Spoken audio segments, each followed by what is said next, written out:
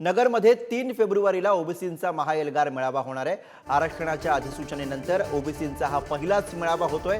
मेळाव्यामधनं छगन भुजबळ हे आपली पुढची भूमिका जाहीर करणार आहेत आणि या मेळाव्यासाठीची तयारी सध्या सुरू आहे। अहमदनगरमध्ये होणारा हा ओबीसींचा मेळावा, ज्यासाठीची तयारी सध्या सुरू करण्यात आलेली आहे।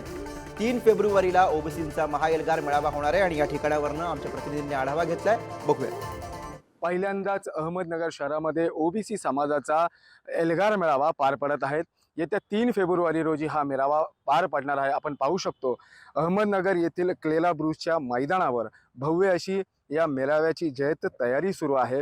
येत्या 3 फेब्रुवारी रोजी मंत्री छगन भुजबळ तसेच अन्य ओबीसी नेते यांच्या नेतृत्वाखाली आणि मार्गदर्शनाखाली हे ओबीसी जो एल्गार मेळावा आहे तो पार पडणार आहे। ज्याप्रमाणे मराठा समाजाच्या झुंडशाहीमुळे कुठेतरी राज्य सरकार हे दबावाखाली काम करत आहे आणि त्यामुळेच राज्य सरकारनं ही आरक्षणासंदर्भातली अधिसूचना जारी केली असा आरोप देखील मंत्री छगन भुजबळ यांनी केला होता। मात्र कुठेतरी मराठा समाजाच्या आरक्षणासंदर्भातलं अधिसूचना जे जारी केल्यानंतर पहिल्यांदाच मंत्री छगन भुजबळ हे अहमदनगर येथील क्लेरा ब्रुज हायस्कूलच्या मैदानावर भव्य असा एल्गार मेळावा याला संबोधित करणार आहे। उमेर सय्यद, पुढारी न्यूज, अहमदनगर।